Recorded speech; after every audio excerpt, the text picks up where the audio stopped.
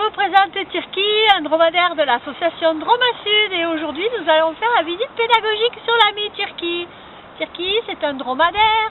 Un dromadaire, ça se reconnaît parce qu'il a une bosse sur le dos. Là, voilà.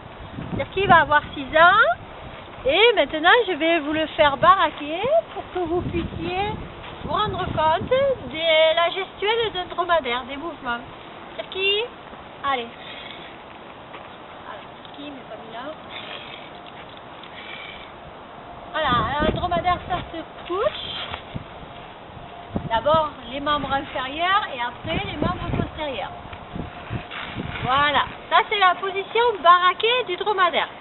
Alors, un dromadaire, quand il est en position baraquée, on ne doit pas se mettre devant et on doit faire attention de ne pas mettre un pied devant ses genoux.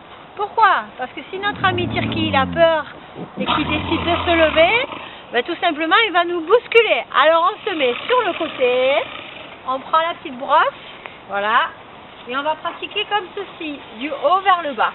Voilà. Et comme ça, on va pouvoir faire tout le corps du dromadaire, sauf la tête. Pourquoi on ne fait pas la tête? Parce que c'est un endroit sensible, et pour faire la tête, on prendra une autre brosse. Le dromadaire, on le reconnaît parce qu'il a une bosse au milieu du dos. Le chameau, lui, il a 2 bosses. Dans la bosse des dromadaires et des chameaux, on a un tas de graisse. Cette graisse, elle sert de survie en cas de pénurie de nourriture. C'est-à-dire qu'un dromadaire ou un chameau, il peut rester dans le désert plus d'1 semaine sans boire et sans manger. Voilà. Alors les adaptations de l'animal pour les régions désertiques et les régions de terre aride. Alors on va commencer par la tête. La tête, on a des yeux avec des longs cils. Voilà. Ces longs cils, en fait, ça sert de protection contre les UV, mais ça sert aussi de protection contre les tempêtes de sable pour pas que le sable rentre dans les yeux. On a les oreilles qui sont poilues pour les mêmes raisons, et on a les narines qui sont pincées et très fermées, voilà, pour les mêmes raisons, pour pas que le sable rentre quand il y a une tempête de sable. Voilà. Faut pas oublier que c'est un animal qui passe son temps couché, donc dans le sable. Donc la narine, elle est fermée pour pas que le sable sorte. Ça a une autre utilité aussi, cette narine fermée. Elle permet à l'animal de garder toute l'humidité pendant l'expiration. Quand on souffle, souvent on perd un peu d'humidité. Là, chez le dromadaire, ça n'arrive pas. Ensuite, un grand cou, constitué de 7 vertèbres, comme chez beaucoup de vertébrés d'ailleurs. Le garrot, la bosse, et puis l'arrière-main, voilà, avec une petite croupe et une petite queue qui peut servir au cas où pour chasser les mouches. Ce qu'il faut savoir et retenir d'un dromadaire, c'est son régime. Alors son régime, c'est un herbivore, c'est-à-dire qu'il va manger de l'herbe essentiellement, mais aussi des écorces et des branches. Alors en plus d'être un herbivore, c'est un ruminant. C'est-à-dire que pour reconnaître un ruminant, en fait il suffit d'ouvrir la bouche de notre petit animal. Là, Tirki, tu ouvres la bouche et on va constater, voilà, que sur la partie supérieure de la mâchoire, nous n'avons pas d'incisive. Là, voilà. On appelle ça la mâchoire nue. Alors ça, c'est commun à tous les ruminants. Alors la vache, la chèvre, mais aussi le dromadaire, le chameau, l'ocapi et la girafe, pourquoi pas. Donc un ruminant, ça mange par la bouche, ça mange assez vite. Ça va se déplacer vers l'estomac. Voilà, quand c'est dans l'estomac, la première poche, c'est le rumen. Donc au bout d'un moment, quand les aliments ont été broyés par la première poche, le dromadaire va les faire remonter dans sa bouche et va mastiquer de droite à gauche pendant un certain temps.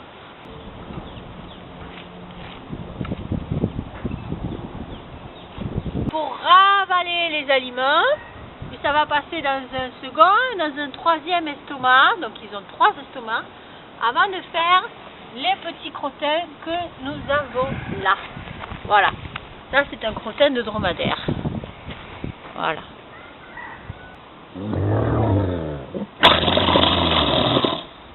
Super, alors ça c'est le dromadaire qui blatère. Le dromadaire ça ne parle pas, ça ne miaule pas, mais ça blatère. Voilà, c'est le cri du dromadaire. Alors, pourquoi on élève des dromadaires dans le monde et sur la planète?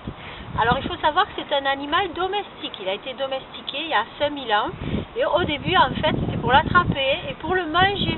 Et oui, ça se mange un dromadaire, comme nous on mange les vaches ou les cochons. Ensuite, le dromadaire, qu'est-ce qu'il peut produire et qu'est-ce qu'il peut donner à l'homme? Alors, il donne sa viande, il donne aussi son lait. Quand la femelle, elle a son bébé, elle le nourrit avec du lait. Donc, c'est un très bon lait à boire pour les humains. Et le dromadaire donne ensuite sa laine. C'est une laine vraiment très soyeuse, très épaisse. Et cette laine, elle va tomber au printemps. On va la récupérer et on peut en faire des habits traditionnels, des tapis et des tentes.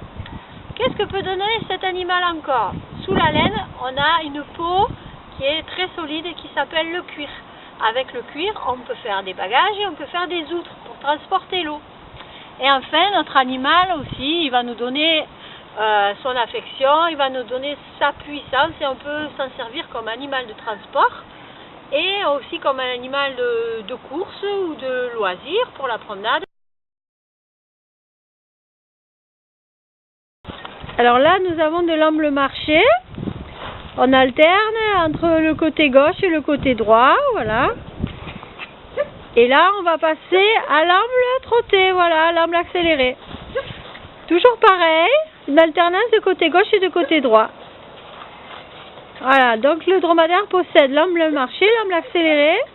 Et si on l'accélère un peu plus, il va basculer dans le galop. Allez, voilà, on l'arrête.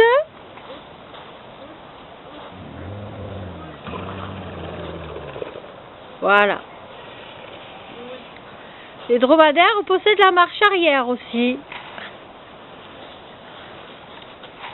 Alors, marche avant.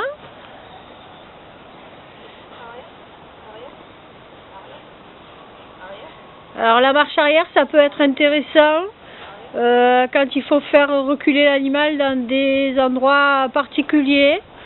Devant une porte ou alors quand il faut descendre du camion aussi, on le fait en marche arrière. Alors on va demander à nouveau à Tirki de se mettre en position baraquée pour qu'il puisse vous montrer sa plaque sternale. Voilà, alors d'abord il va se coucher et ensuite on va lui demander de rouler un peu sur le côté. C'est lourd un dromadaire. Alors un dromadaire, ça peut faire de 400 kg jusqu'à plus d'une tonne pour les plus gros. Voilà, Tirki va nous montrer son joli ventre et sa jolie plaque sternale en forme de cœur. Là, voilà.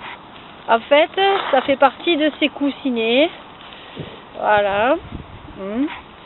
Qu'on retrouve au coude et qu'on retrouve derrière au niveau des postérieurs. Voilà. Essayez de vous faire un petit zoom sur cette jolie plaque, voilà, en forme de cœur.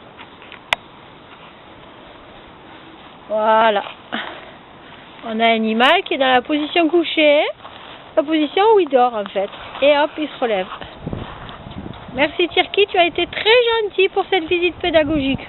Alors, un dromadaire quand il se lève, il va, voilà, lever ses fesses, et ensuite, lever ses pattes avant pour rejoindre la compagnie de Coralie.